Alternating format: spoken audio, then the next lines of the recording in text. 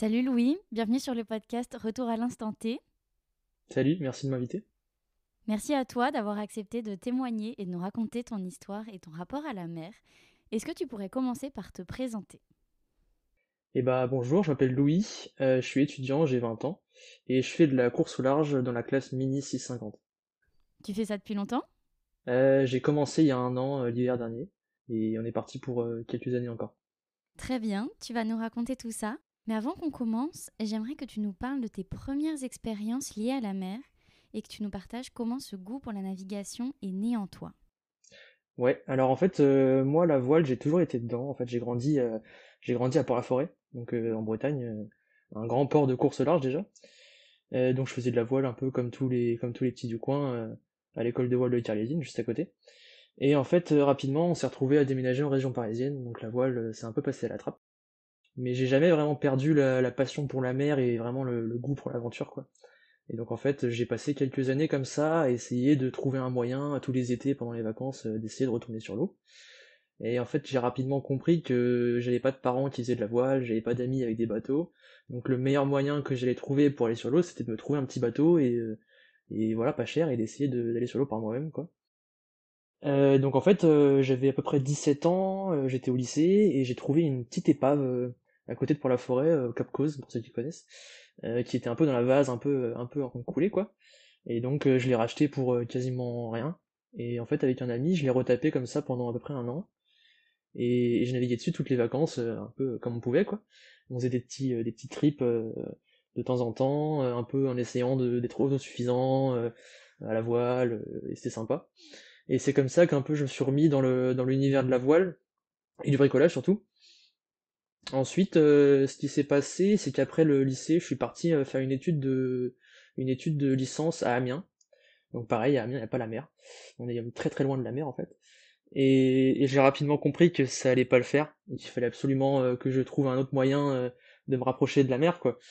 Et voilà, sur internet, je suis tombé sur une classe qui s'appelle la classe Mini. Et là, c'est un peu le moment où tout a basculé, quoi. Donc j'ai un peu fait des recherches, j'ai commencé à regarder en quoi ça consistait, ce que c'était ces petits bateaux complètement incroyables qui allaient super vite. Et j'ai compris qu'en fait ça se passait en Bretagne et nulle part ailleurs, quoi. Donc je me suis dit, ok, quelle grande ville avec une université il y a en Bretagne? Il y a Brest, mes parents partent à Brest. Je suis allé travailler l'été, j'ai acheté une voiture, j'ai passé mon permis et je suis parti à Brest. Du coup, une fois arrivé à Brest, tu arrives à naviguer autant que tu peux à côté de tes études? Au début, non. En fait, je me rends vite compte que ça va être compliqué au niveau études de concilier vraiment des navigations et les études. Moi, j'arrive quand même à naviguer un petit peu les week-ends sur mon petit bateau. Je navigue aussi un peu sur le bateau de la fac parce que on a de la chance à Brest, c'est qu'en fait, on a une équipe de voile, donc on peut naviguer un petit peu en tant qu'étudiant. Ça, c'est intéressant.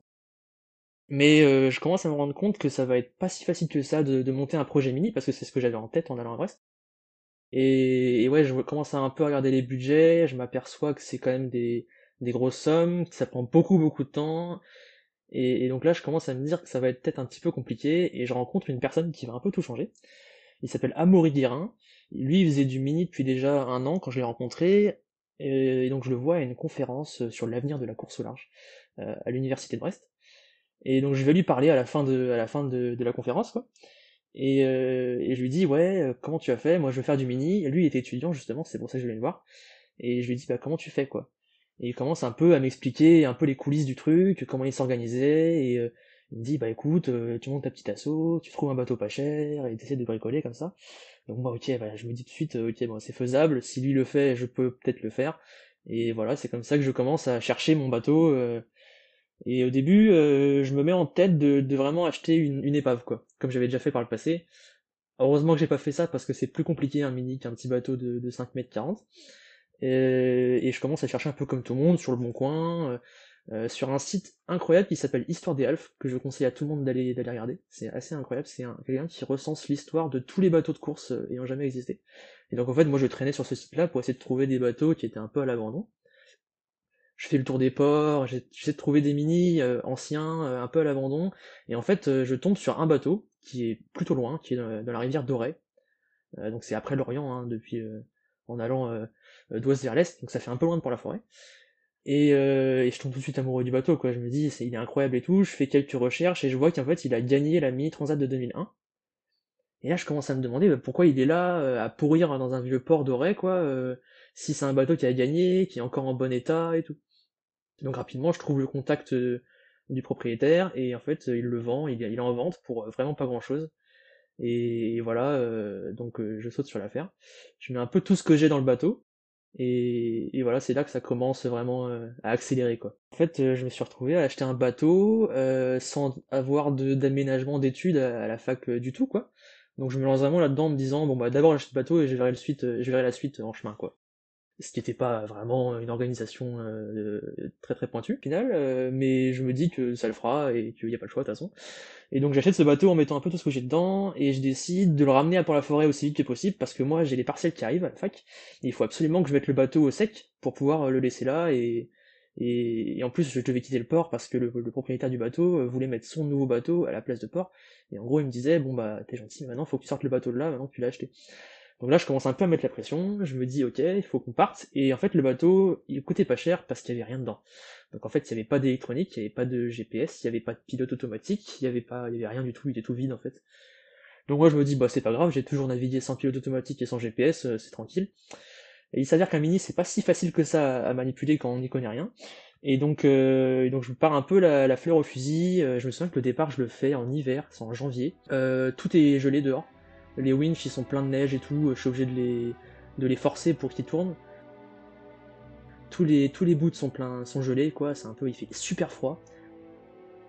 Je passe la nuit dans le bateau, j'ai pas fait de couchage à ce moment-là. J'ai super froid et tout. Le matin, j'ai quasiment rien à manger, je me dis bon ok on y va. Et en fait ce qui se passe, c'est que je misais tout sur mon téléphone, comme cartographie, pour me repérer, j'ai pas de GPS. Et en fait pendant la nuit avec le froid, la batterie s'est vidée. Et donc je me retrouve au départ avec un téléphone qui a 20% de batterie, quoi. Et là je me dis ah bah c'est peut-être pas une si bonne idée que ça, et évidemment j'avais pas voulu investir dans une batterie externe. Donc je pars comme ça, à faire le trajet dans la rivière Dorée, qui est plein de bancs de sable. Donc il faut vraiment avoir une cartographie normalement. Et je pars comme ça, je fais la rivière Dorée, j'ai encore de la batterie, et je débarque dans le golfe du Morbihan, et j'ai plus de batterie. Et j'ai pas de carte. Et là, il y a un brouillard qui commence à se lever, et ça devient un peu compliqué. Et là, je commence à me dire que je vais perdre le bateau comme ça, le premier jour de navigation, sur des rochers dans le golfe du Morbihan, quoi. Je vois absolument rien autour de moi, il y a un brouillard pas possible. Et là, je me dis, ok, ça va peut-être pas très bien se passer cette histoire, quoi. Et je me balade comme ça de cardinal en cardinal. Alors j'ai de la chance parce que entre la Trinité et Auray, il y a pas mal de cardinal. Donc en fait, on peut se repérer quand même à vue sans problème. Le brouillard se lève un peu et en fait, là, je me suis vraiment fait très très peur sur ce moment-là. Et je me suis dit que j'allais vraiment tout casser le premier jour, quoi, et mettre tout métallo comme ça. Au final, j'arrive à la Trinité sans problème et ça allait. Et là, il y a une tempête qui passe, donc je peux pas partir tout de suite. Donc je laisse le bateau à la Trinité, je rentre à la fac et je comprends tout de suite que ça va pas le faire parce que le port de la Trinité c'est 25 € par nuit et moi j'ai mis tout ce que j'avais dans le bateau, quoi. Donc il fallait absolument que je retourne au bateau, que je parte et peu importe le temps et que j'arrive à Port-la-Forêt. Donc là je commence vraiment à me mettre la pression, j'ai quasiment plus de quoi payer le port et je me dis oh là là ça fargue mal. Je retourne au bateau tout de suite dès que j'ai fini mes cours parce que du coup je suis obligé d'être présent en cours, j'ai pas d'aménagement d'études. Et je retourne au bateau, je fais le trajet La Trinité-Lorient, ça se passe bien, même si j'arrive tout juste avant la nuit. Et ensuite, je me retrouve à devoir partir de Lorient tout de suite pour rejoindre Port-la-Forêt, et là, dépression qui passe, et je me dis, bah j'ai pas le choix, faut que j'y aille quand même. Coup de bol, il y a un autre ministre, comment ça s'appelle, les ministres qui font du mini, qui vient me filer un coup de main, qui vient avec moi, il s'appelle Patrick, et heureusement qu'il était là. Et on fait le convoyage tous les deux, évidemment, pour moi c'était la guerre, en fait c'était pas si terrible que ça, il y avait à peine 20 nœuds de vent, quelques vagues et tout, mais c'était pas dramatique, mais moi, évidemment, gros mal de mer, c'était l'enfer, je me suis dit je vais mourir, c'est pas possible, pourquoi je me suis lancé là-dedans, quelle idée et tout. Patrick qui était là à la barre, et c'est lui qui faisait tout en fait, mais moi j'étais là à vomir dans tous les sens, c'était terrible. Et j'arrive à Port-la-Forêt complètement épuisé, complètement mort, lui tout frais, et là, je me dis, c'est pas possible, pourquoi je me suis lancé là-dedans, c'était pas une bonne idée, en fait, le lendemain, j'avais tout oublié, et je me disais, bon bah quand est-ce qu'on repart en mer, c'est super. Et donc voilà, ça c'est le convoyage, je sors le bateau de l'eau, je le mets dans un chantier pour la forêt, et là, je me lance dans la quasiment la reconstruction du bateau en fait, parce qu'il y avait pas mal de problèmes.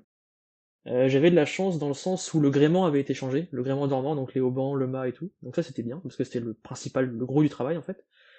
J'avais juste quelques réparations sur le pont à faire, et tout l'électronique et toute l'électricité. Et là, j'ai eu beaucoup de chance parce qu'en fait, j'ai reçu énormément d'aide de la part des gens du port, des autres ministres et un peu de tout le monde, quoi. En fait, moi, j'avais vraiment plus beaucoup d'argent parce que j'avais tout mis dans le bateau, mais j'avais même pas pensé à la suite, quoi. Et je me suis retrouvé à lire la liste du matériel obligatoire de sécurité en mini, et le truc, ça fait 90 lignes, quoi, c'est énorme. Et je me suis dit, mais je vais jamais réussir à récolter tout ce qu'il faut pour pouvoir être prêt pour partir en course, quoi.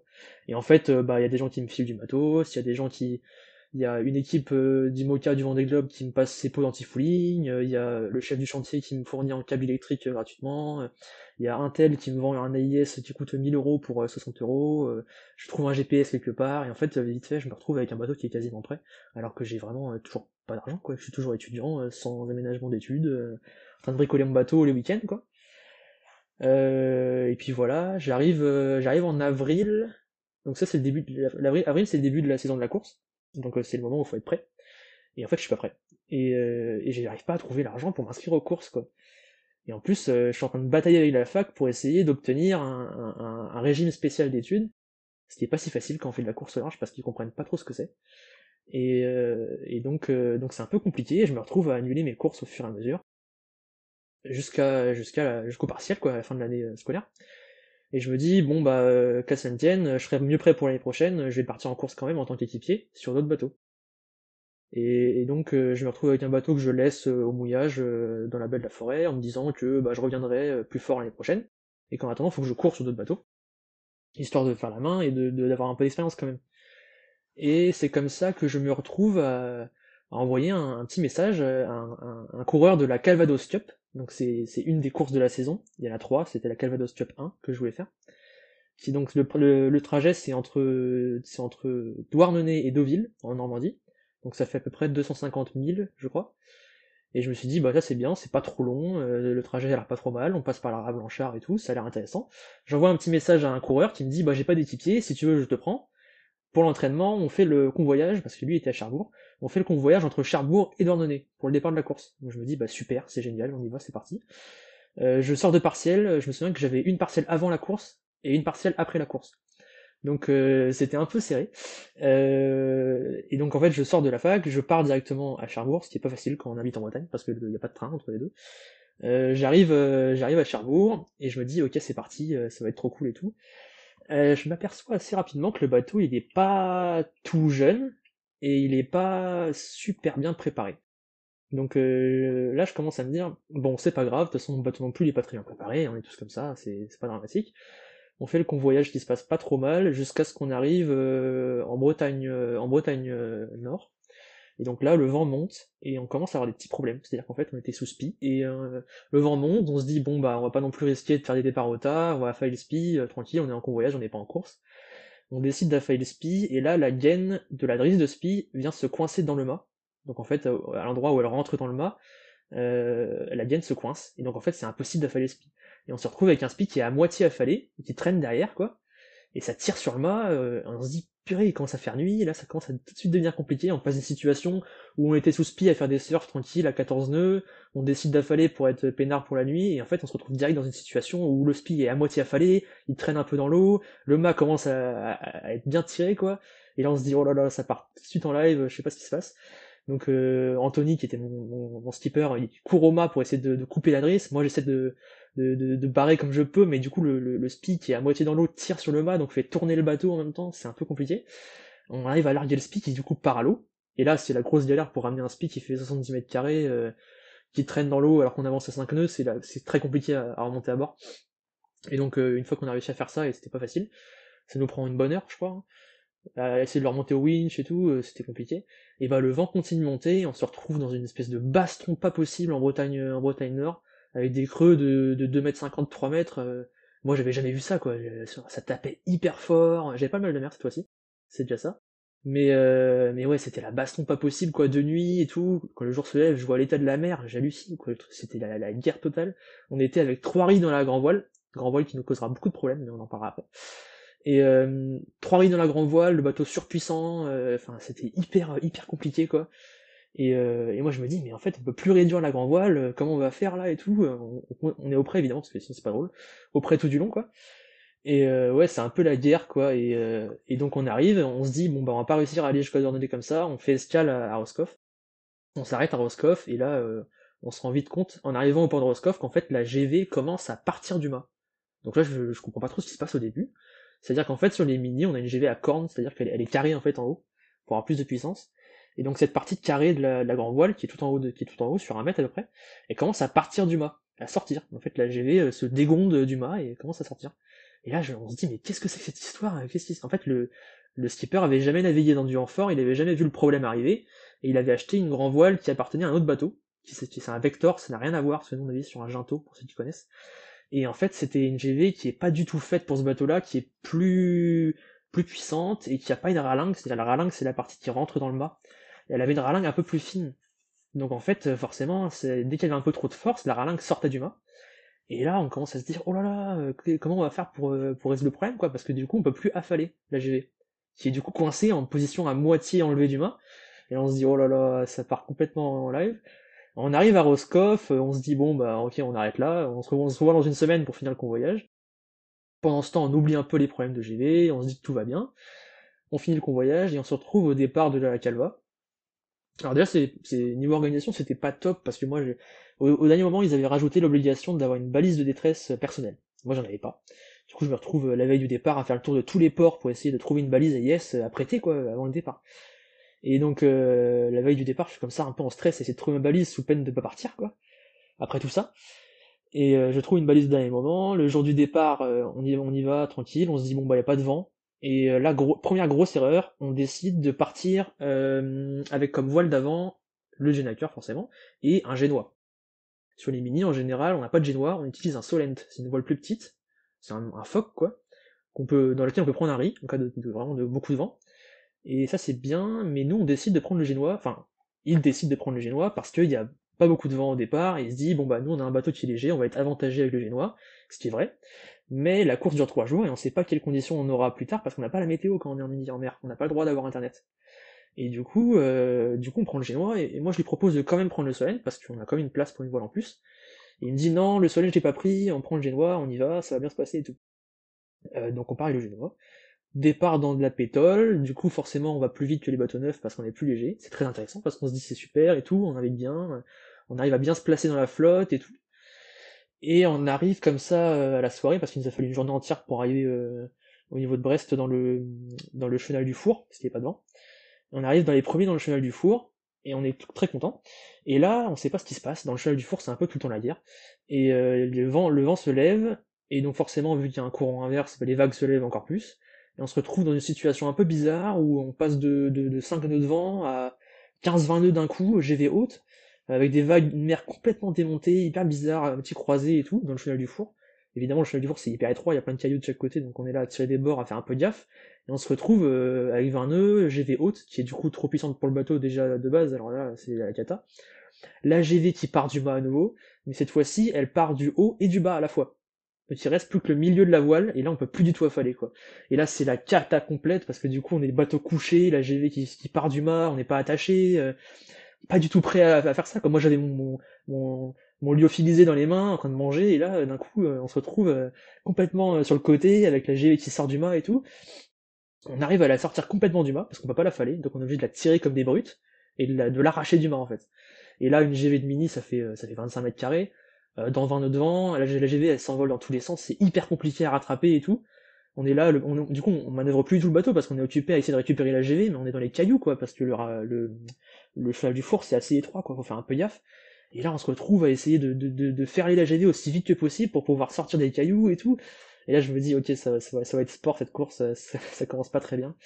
Et ce problème de GV qui sort du mât, il va nous suivre vraiment pendant toute la course quoi. Et dès qu'on la renvoie, on est obligé d'essayer de blinder la drisse pour que la GV reste dans son rail, mais ça sort tout le temps, c'est hyper compliqué et tout. Et donc on sort du cheval du four un peu épuisé en se disant oh là là ça va être compliqué pour la suite. Moi je suis pas très content parce que on savait qu'il y avait un problème mais il a décidé qu'il fallait pas le régler. Et du coup on se retrouve en Bretagne Nord, pas de vent, ça retombe à nouveau. Donc là, on est tranquille. Et en fait, l'erreur que j'ai fait, c'est que j'étais pas très bien organisé et j'ai acheté des lyophilisés. Donc les lyophilisés, c'est les plats qu'on mange en course. C'est des plats en poudre qu'en fait on met de l'eau dedans, ça réhydrate. Et moi, j'en avais acheté des plats qui étaient vraiment pas très bons. Et genre vraiment, vraiment pas bons du tout, quoi. Et du coup, je mangeais rien parce qu'en fait, même si j'avais faim, c'était juste pas mangeable ce que j'avais acheté, quoi. C'était immonde.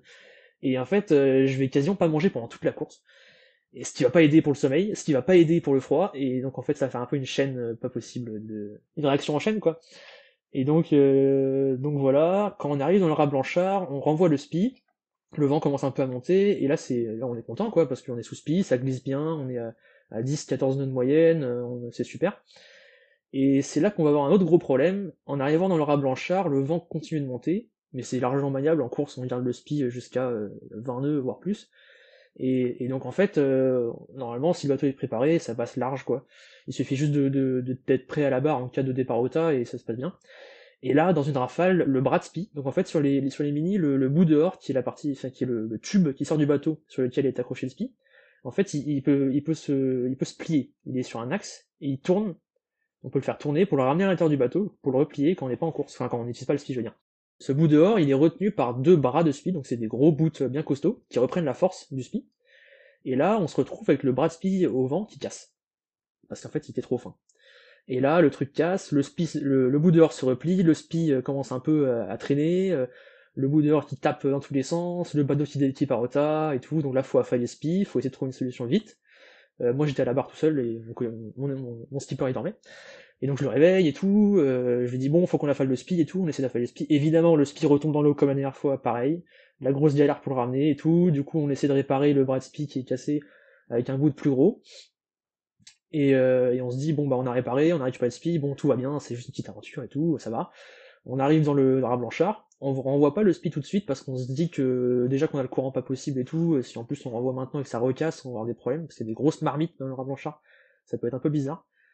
Au final, c'était une erreur parce qu'on aurait pu renvoyer le speed directement, c'est le moment où il y avait un peu le moins de vent de l'aventure, quoi.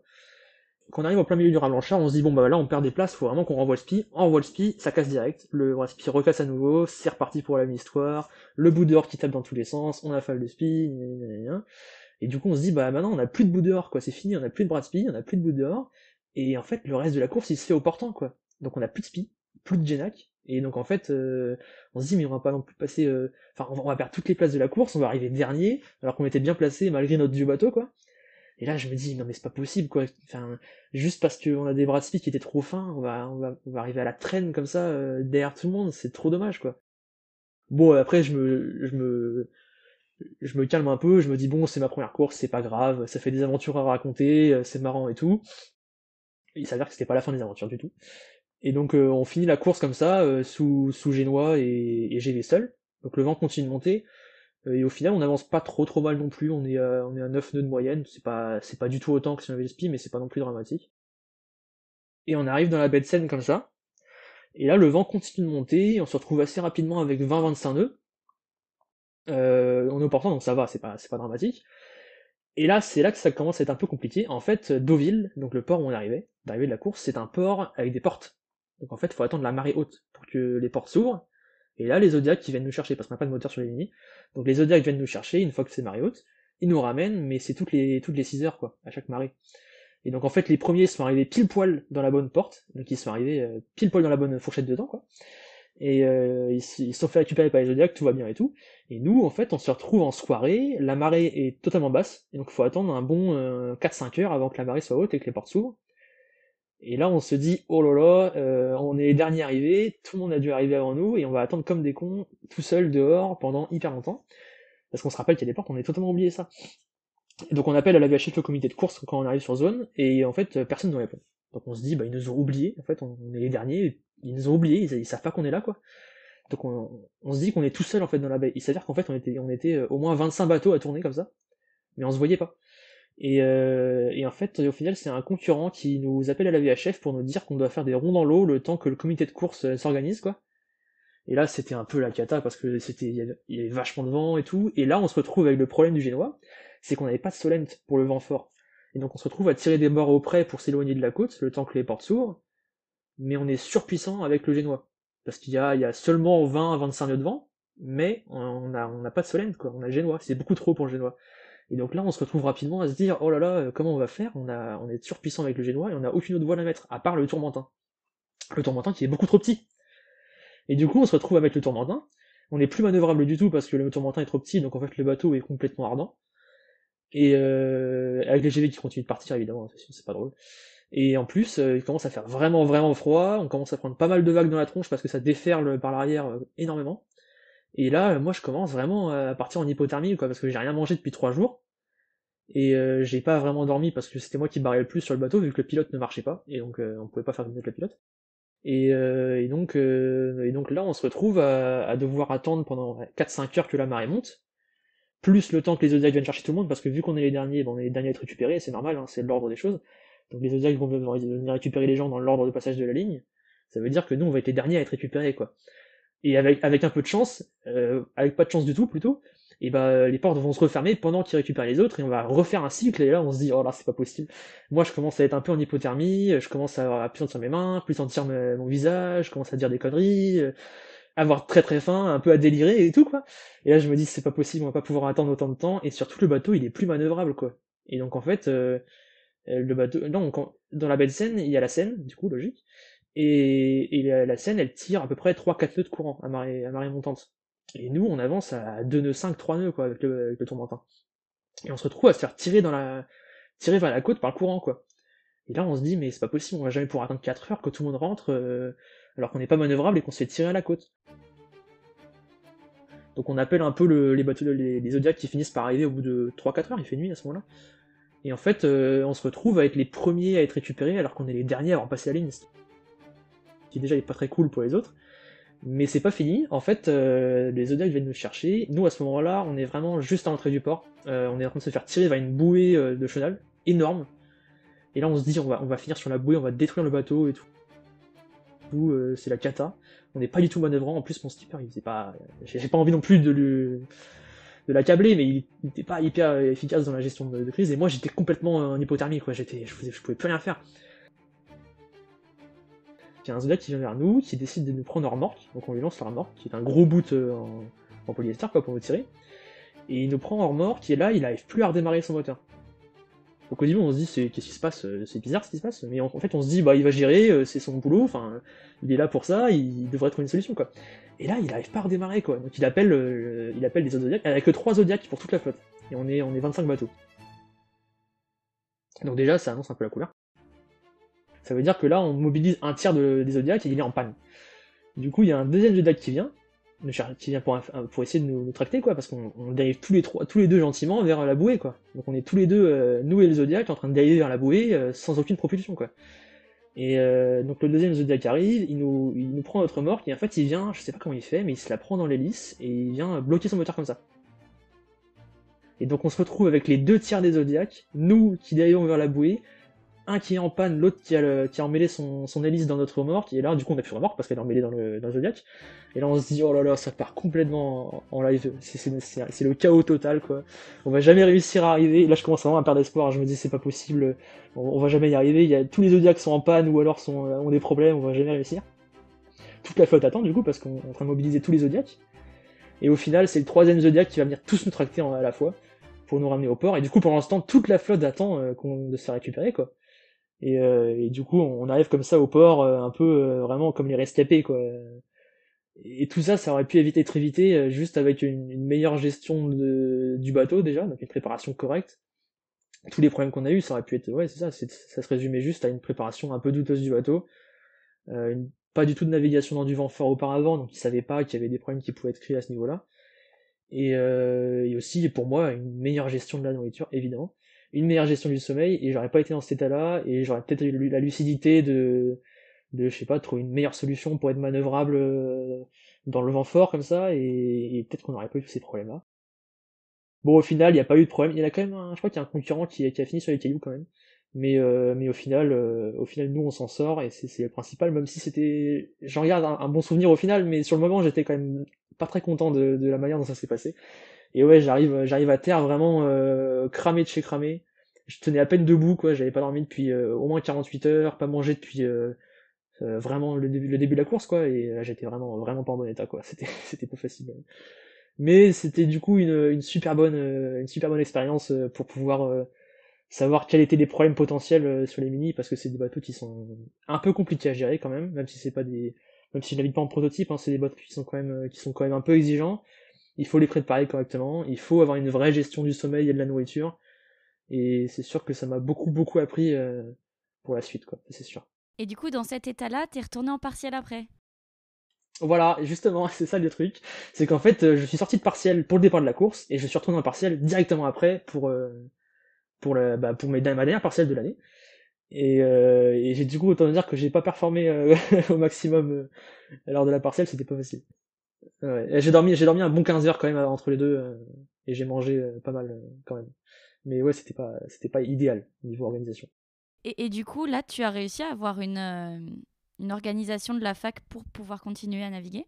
Ouais, alors en fait, au deuxième tiers de ma première année de fac, donc c'est-à-dire juste avant cette course-là, et j'avais réussi à négocier, alors j'ai eu beaucoup de mal, hein, mais j'ai réussi à négocier un RSE, donc un régime spécial d'études. Donc ça me permettait de pouvoir déjà pas être là au cours, ça m'autorisait avoir une dispense d'assiduité, et ça m'autorisait aussi à pouvoir décaler mes examens si besoin. Ce que j'avais déjà fait, c'est pour ça qu'en fait j'étais quand même allé en examen alors que j'avais une course. En fait je les avais déjà décalés parce que ils tombaient pendant le convoyage pour la course. C'était plus malin de les faire pendant le convoyage en fait que pendant la course, mais je savais pas à ce moment-là. Et donc ouais, j'avais déjà une petite organisation comme ça qui me permettait de pouvoir un peu moduler mon emploi du temps, mais c'était pas non plus, j'avais pas non plus des droits illimités, quoi. Je pouvais pas non plus demander à décaler infiniment mes examens et tout. Cette année, j'ai le droit à plus de liberté parce qu'en fait, je vais avoir le droit à un statut spécial qui s'appelle le statut ESU, Excellence sportive universitaire. Et ça va être plus facile pour m'organiser parce qu'en fait, ça va me donner plus de droits et ça va me donner une vraie reconnaissance en fait de sportif pour avoir un vrai statut d'étudiant sportif, quoi. Pas juste un truc un peu bricolé, comme quoi j'ai le droit de rater quelques cours et de décaler une fois mes examens, quoi. Ça va être plus facile. Parce que l'idée, du coup, c'est que cette année, tu fasses des courses, mais sur ton bateau. Cette année, alors j'ai fait une course au final, ma dernière course en date c'était sur mon bateau, c'était l'année dernière, ça s'appelle la Chrono 650. C'est pas vraiment une course avec un gros enjeu, en fait, c'est surtout une course contre la montre autour de l'île de Groix, donc c'était plus une petite course de fin de saison un peu sympa où tout le monde s'amuse, mais ça m'a permis un peu de tester quand même le bateau en course, donc c'était sympa, même s'il n'y a pas beaucoup de vent. Et ouais, l'idée c'est que l'année prochaine, je vais faire une grosse saison sur ce bateau-là, puis on verra pour la suite, mais ouais, cette année, enfin la saison prochaine, ouais, ça va être une grosse saison avec 4-5 courses, dont une grosse course qui est la, la Transgascogne, qui part en Espagne. Donc ça va être sympa. Et ouais, ça va être de tester un peu le bateau, de pouvoir aussi faire une vraie saison en Pogo 1, donc c'est la marque, enfin c'est le modèle de mon bateau. Ça fait un bon 5-6 ans qu'il n'y a pas eu de Pogo 1 qui courait sur le Statue Mini, parce que c'est un vieux bateau. Et donc ça va être l'occasion un peu de faire revivre un de ces vieux bateaux qui peut encore courir, mais qui court plus du tout malheureusement. Surtout que c'est un bateau historique. Et donc ouais, ça va être ça l'objectif, ouais.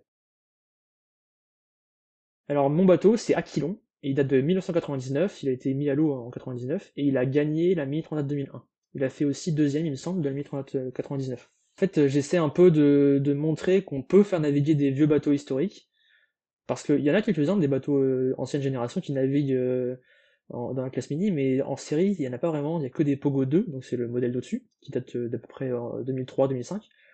Et ces bateaux, les Pogo 1, ils ont un peu été abandonnés, ils sont tous un peu en train de pourrir, alors que t'en as beaucoup qui sont historiques, hein, vraiment, qui ont eu des grands skippers, comme Boris Herman et tout, et qui sont un peu en train de pourrir, soit dans des vasières, soit dans des chantiers, où ils naviguent plus vraiment. Et je trouve ça dommage, parce que c'est des bateaux qui peuvent encore courir, et c'est aussi des bateaux qui répondent vraiment à l'esprit d'origine de la classe mini, c'est-à-dire des bateaux qui étaient pas si chers, qui étaient plus adaptés à un usage, qui étaient plus costauds, qui étaient adaptés à un usage où en fait on pouvait un petit peu naviguer en croisière dedans. Bon, c'est un peu illusoire sur un Pogo en réalité la croisière, mais c'était des bateaux qui étaient vraiment dans l'état d'esprit d'origine de la mini transat, quoi. C'est ça qui était intéressant. Et c'est des bateaux qui sont complètement abandonnés, alors qu'ils peuvent toujours courir, et surtout c'est des bateaux qui permettent de courir avec des budgets vraiment petits, quoi.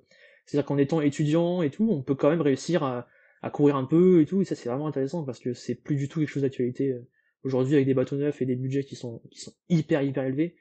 C'est un peu illusoire de pouvoir courir quand on a moins de 30 ans, qu'on n'a pas forcément qu'on n'est pas forcément au top de sa carrière et tout, quoi. C'est un peu intéressant de pouvoir essayer de montrer qu'il y a une autre voie possible où on peut récupérer des bateaux anciens pour commencer à se faire la main en mini, avec des budgets vraiment, vraiment raisonnables, et puis voilà quoi, réutiliser des vieux bateaux. Trop bien. Et une question plus générale, à ton avis, pourquoi est-ce que tu aimes naviguer? Pourquoi est-ce que j'aime naviguer? Je sais pas, ça a toujours été ancré en moi. Quand j'étais petit, je faisais de la voile. J'étais aussi fan, j'étais fan de la mer en fait. Quand j'étais gamin, j'étais pas forcément fan de voile, mais j'étais fan de la mer. J'aimais toujours essayer de faire de la plongée, d'essayer de. Je connaissais un peu toutes les bestioles sous-marines qui existaient. J'étais fan des requins, des poissons divers et variés et tout. Vraiment fan de l'élément, quoi, fan de l'univers marin. Au final, ça s'est transféré en passion pour la voile, puis pour la voile de compétition. Mais ouais, j'ai toujours été animé par cette passion vraiment de la mer. J'ai grandi à la mer, donc forcément ça aide. Mais ouais, j'ai toujours eu ce truc-là pour la mer. C'est un peu inexplicable par contre. Et comment tu te sens quand tu es sur un bateau, quand tu es sur un voilier? Quand t'es sur un voilier, ouais, je me sens. C'est vraiment quelque chose qu'on ressent pas à terre, parce qu'en fait, on est vraiment, surtout en solitaire, où on est vraiment complètement tout seul face à la mer, parce qu'en fait, il y a vraiment rien d'autre. C'est génial. Et c'est génial aussi de braver des conditions qui parfois sont pas idéales. En course, on se retrouve souvent dans des situations où on serait pas en croisière, parce que parfois en croisière, juste on sort pas quand il y a du mauvais temps. En course, en fait, du mauvais temps, ça veut dire que parfois on peut aller plus vite, et puis de toute façon la course elle est donnée même s'il y a du mauvais temps, donc on se retrouve souvent dans des conditions pas faciles, et ça c'est génial, parce qu'en fait c'est comme ça qu'on se rend compte que la mer c'est pas toujours une mer plate, bleue, facile, où on peut manger tranquille et tout, surtout en course, et en fait on apprend à aimer la mer, on m'avait dit, quand j'ai commencé le mini, il faudra que tu apprennes à aimer la mer en vomissant. C'est un peu ça. C'est qu'en fait, on apprend à aimer la mer dans tous ses états, donc en fait, on apprend à voir la beauté de la mer, même quand elle est déchaînée. Même si c'est pas toujours facile, parce qu'on est souvent occupé à faire autre chose, surtout sur des bateaux de course, mais on apprend à aimer la mer quand il n'y a pas de vent, on apprend à aimer la mer quand elle est déchaînée, on apprend à aimer la mer tout le temps, quoi, et ça c'est génial. Surtout en solitaire, où vraiment, on peut un peu admirer, sans être, en étant complètement face à soi-même, quoi. Est-ce que tu voudrais partager une dernière chose avant de clôturer l'épisode? Bah, je dirais que le message que je veux passer un petit peu, c'est alors il y a pas mal en ce moment de projets qui visent à réutiliser des bateaux d'ancienne génération qui sont un peu à l'abandon. Pas forcément pour faire de la course, hein, je pense aussi à des bateaux, je pense aussi à des bateaux du Vendée Globe qui sont utilisés maintenant pour faire du commerce à la voile, c'est super intéressant. Mais je pense aussi que ça doit être plus démocratisé et ça doit pas rester des projets qui sont vraiment uniques et regardés un peu de loin par tout le monde en disant ah c'est génial mais j'aimerais pas faire ça quand même. Et je pense que c'est intéressant de. Il faudrait que ça bouge un petit peu et que ça devienne un peu plus une norme, qu'il y ait des règles qui favorisent l'utilisation des vieux bateaux, et que ce soit pas juste des projets un peu uniques, qui sont des pépites qui brillent quelques années et qui disparaissent comme ça parfois. Et ce serait intéressant, par exemple, moi évidemment je suis marin dans la classe mini, donc je peux parler que de ça, mais dans la classe mini, on commence à mettre en place des règles qui favorisent un petit peu les vieux bateaux, mais c'est pas vraiment franc, c'est pas vraiment assumé, et je pense que ça serait intéressant de pouvoir faire bouger un petit peu les choses, et de favoriser comme ça vraiment un vrai circuit pas un circuit parallèle, mais vraiment favoriser des courses qui seraient réservées aux vieux bateaux, ou alors mettre au moins en place des règles qui favorisent vraiment les vieux bateaux un peu abandonnés par rapport à la construction de bateaux neufs. On peut toujours s'amuser sur des bateaux d'ancienne génération, ça peut apporter des choses, par exemple des projets qui sont vraiment vraiment pas chers. Tout le monde peut pas se lancer dans le mini maintenant, c'est un peu illusoire de penser que tout le monde a envie d'aller faire un prêt à la banque pour acheter un bateau et souffrir pendant une semaine en course, mais au moins on peut se lancer sur des vieux bateaux, on peut se lancer de manière raisonnable sans s'endetter sur 5 ans ou 10 ans, et c'est ça qui est intéressant aussi, c'est qu'en fait ça permet à tout le monde de pouvoir se projeter un peu plus dans la course large, comme c'était le cas il y a 20 ans ou il y a 30 ans. Ça a bien changé maintenant, mais ce serait intéressant de revenir à des bateaux un peu plus raisonnables, déjà, et puis aussi juste tout simplement d'essayer de réutiliser nos vieux bateaux qui continuent de marcher, mais qui sont plus utilisés, quoi. Très bien. Eh bien, longue vie au vieux bateau. C'est ça. Merci à toi pour cette interview et pour le partage de ton histoire. Bah, merci beaucoup de m'avoir écouté.